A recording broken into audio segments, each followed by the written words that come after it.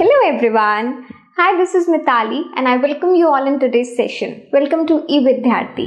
चलिए अब हम स्टार्ट करते हैं अपने नेक्स्ट सेशन के साथ। अब इसमें क्या पढ़ने वाले हैं? Now we people are going to start with animal husbandry. क्या है? वर्ड थोड़ा सा फनी है पर ठीक है, क्योंकि मुझे पता है कनेक्ट कर गए हो आप लोग। ठीक है, हमें अब यहाँ पर वो चीज़ पढ़नी है कि आप लोगों ने देखा होगा, एक बात देखी होगी और अब से नहीं देखते हुए आ रहे हैं, कब से, जब शायद हमें होश आया है या फिर जब बचपन से ही हम देखते आ रहे हैं कि बहुत सारे हमारा जो ब्रेकफास्ट है, हमारा जो खाना है, हर जगह पे कुछ ऐसे प्रोडक्ट्स हमें दिए जाते हैं या फिर हम कंज्यूम करते हैं जो कि कहीं ना कहीं एनिमल से हमें मिल रहे हैं।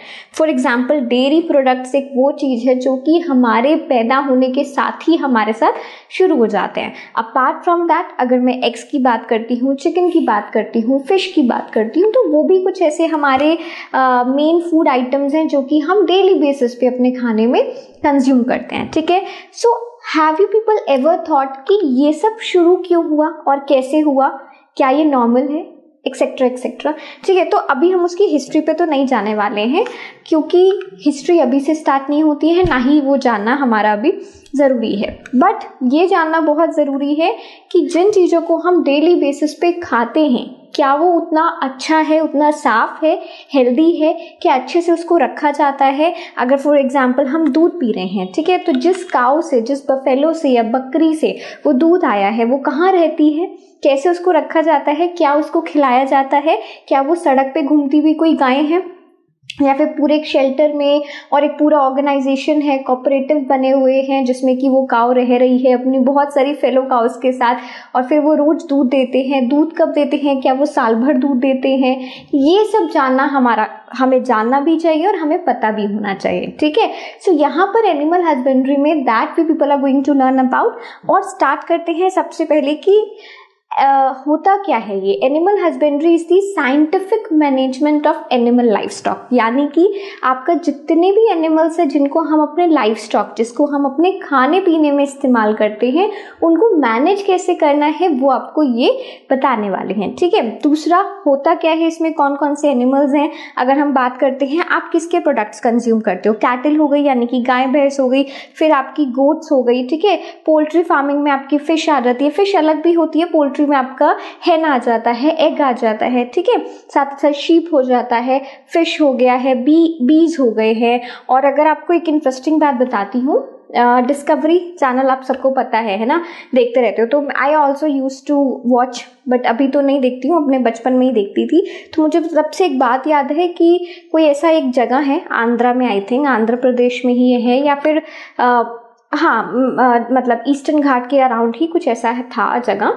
तो वहाँ पे people use to have ants, चींटियाँ।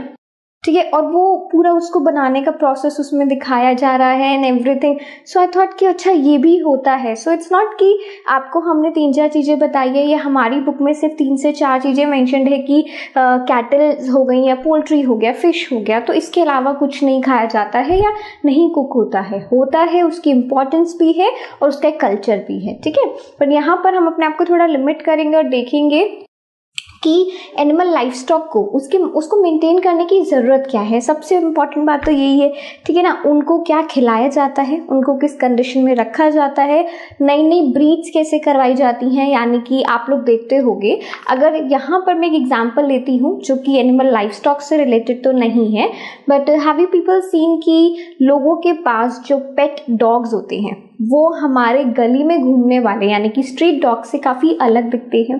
उसका रीज़न क्या है मुझे बताओ ज़रा, कमेंट सेक्शन में बताओ। अगर आपको उसका रीज़न पता होगा तो आपको ये भी पता होगा कि अलग अलग जानवरों को ब्रीडिंग कराई जाती है। फॉर एग्जाम्पल कोई फॉरेन का डॉग है, यानी कि जो ब्रीड यहाँ पर नहीं होती है, एक फॉरेन ब्रीड है, और कोई इंडियन डॉग है, यानी कि वो कुत्ते या फिर वो जानवर जो कि इंडिया में पाए जाते हैं। ठीक है, हमारे यहाँ की स्पीशीज़ है, तो उनको इंटरब्रीड करवाया जाता है so that we have different और वर्सेटाइल सॉरी ट्रेट्स हमें मिले, अलग अलग वेराइटी वाले हमें जानवर मिले, उनसे हम उनके प्रोडक्ट्स को कंज्यूम करें। So this is all about that. ठीक है, हम ये पढ़ने वाले हैं। क्लियर हो गया, आइडिया समझ आ गया कि हम लोग क्यों पढ़ रहे हैं और क्या पढ़ रहे हैं। ठीक है, so cattle farming is one thing जो कि हम सबसे पहले स्टार्ट करने वाले हैं। So let's begin. Okay so cattle husbandry is done for two purposes. देखो, गाय भैंसों को जब भी हम उनकी लाइफ स्टॉक की बात करते हैं वो हमेशा आपको दो चीज़ों में याद आएंगी। क्या? एक तो आपके इरिगेशन पर्पसेस, यानी कि आपके एग्रीकल्चर पर्पसेस। जब भी आपने देखा होगा कि बीज बोना है, हल जोतना है ना, तो हम ये सब देखते हैं, वहाँ पर बफेलोज होते हैं, वहाँ पर आपके गाय भैंस सब चल रहा है ना।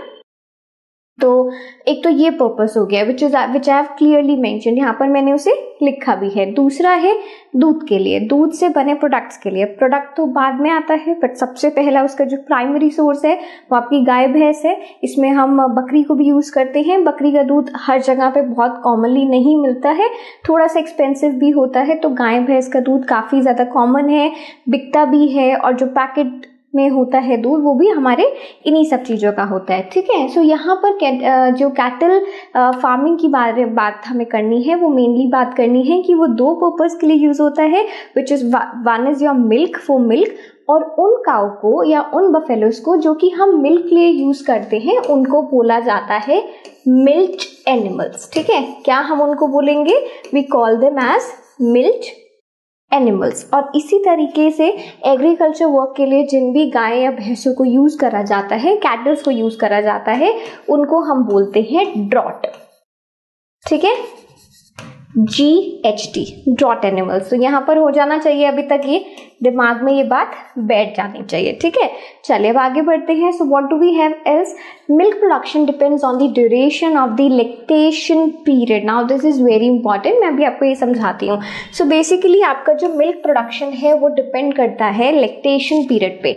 लैक्टेशन पीरियड वो टाइम होता है या वो ड्यूरेशन होता है जब आपकी काऊ ने किसी को जन्म दिया, एक काफ पैदा किया, और उसके बाद जो उसका दूध वो पीती है ना, वो जो काफ पीता है, तो उस वक्त पे वो जो दूध दे रही है आपकी काऊ, उसी को हम कहते हैं लैक्टेशन पीरियड। ठीक है, उसी वक्त पे आपने देखा होगा कई बार अगर हम दूध लेने जाते हैं, कोई भी अगर ऐसे जाता है जो कि सीधा जहाँ पर गाय भैंस रहती हैं शेल्टर्स में जाते हैं, वहाँ पर ऐसे दूध मिलता, मतलब आप लोग जाते होंगे है ना, तो आप कभी लोग सुनते होंगे कि अच्छा अभी इस गाय ने बछड़ा दिया है, अब ये दूध देना शुरू करेगी, है ना।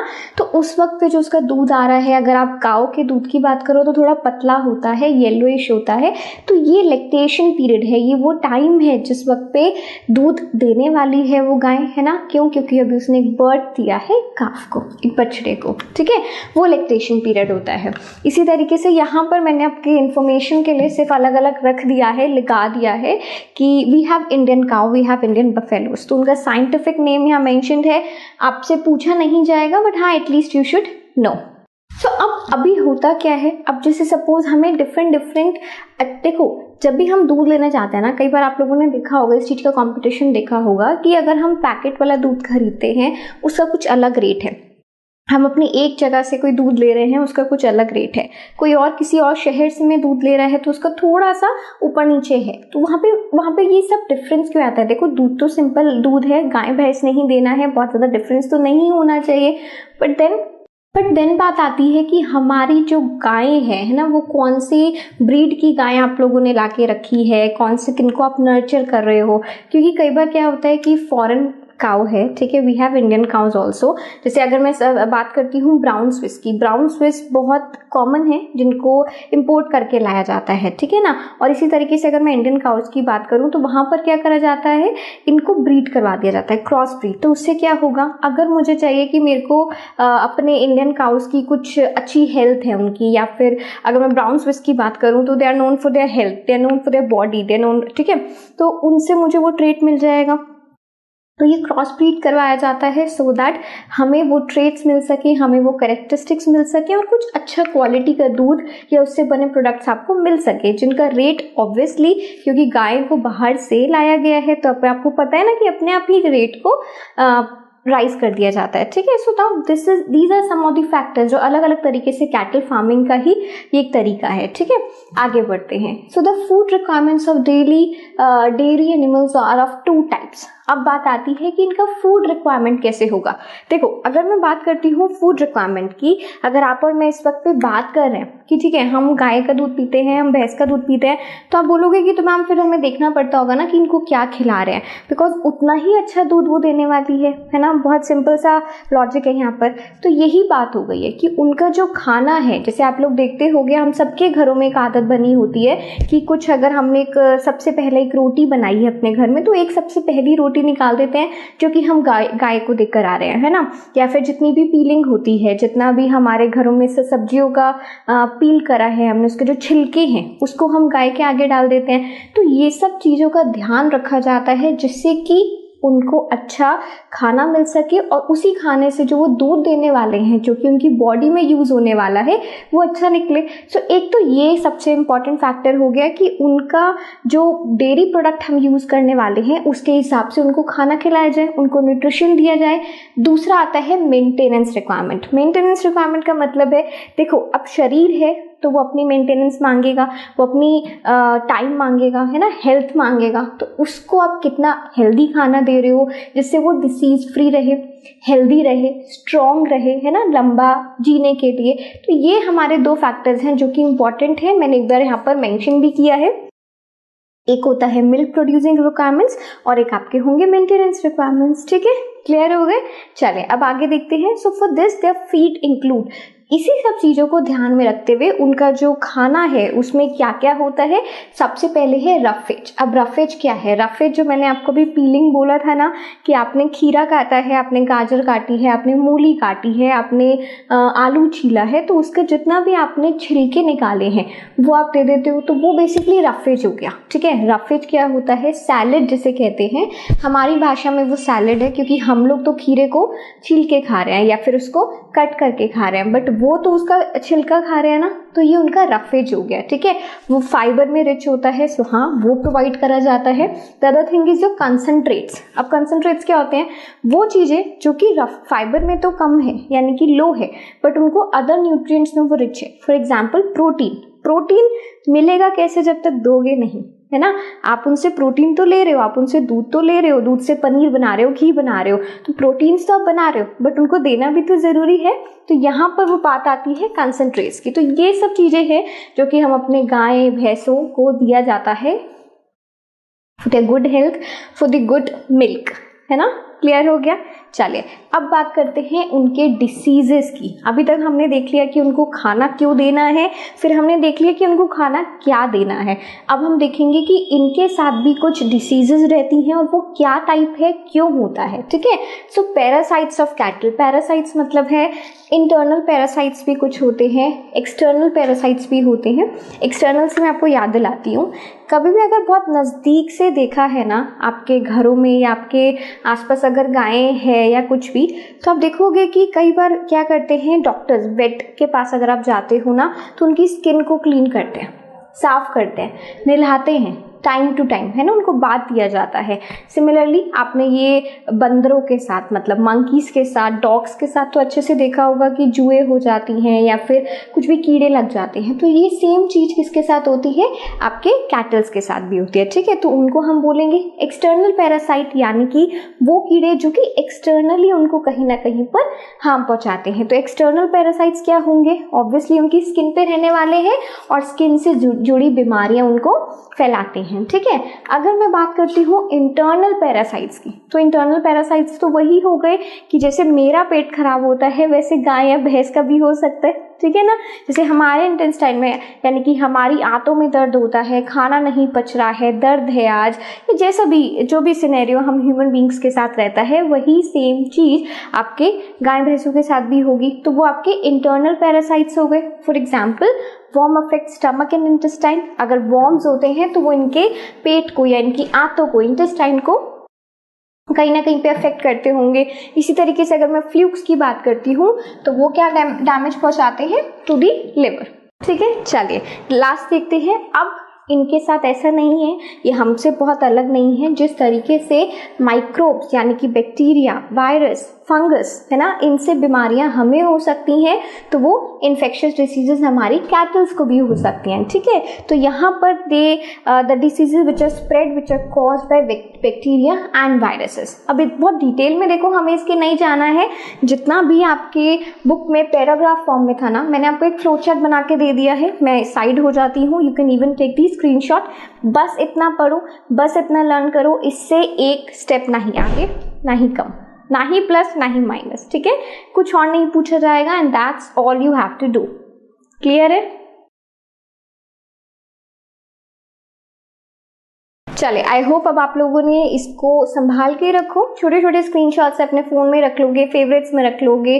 देखो, हाइड करना बहुत आता है, हम सबको आता है, बहुत सारी फ़ोटोज़ अपने फ़ोन में रखी जाती हैं, तो ये थोड़ी काम की भी रख लिया करो, लैपटॉप में कर रहे हो, फ़ोन से कर रहे हो, जिस मर्जी तरीके से कर रहे हो, अपने पास रखो। एंड में जब एग्ज़ाम टाइम पे अगर आप देख रहे हो है ना, तो वो जो रिवाइज़ करने में बहुत काम आता है, ठीक है। चलिए, तो यहाँ तक अभी हमारी बात हो गई है कैटल फार्मिंग को लेके, सारे पॉइंट्स, उनका खाना, उनको क्या देना है, क्यों खाना है, उनकी डिसीजेस क्या है, किस तरीके से उनको रखा जाता है, ये सब कुछ हमने समझ लिया है। अब आगे बढ़ेंगे with the next kind which is poultry farming, I guess, ठीक है ना। So I hope to see you guys very soon. Up till then everyone, take care and bye bye.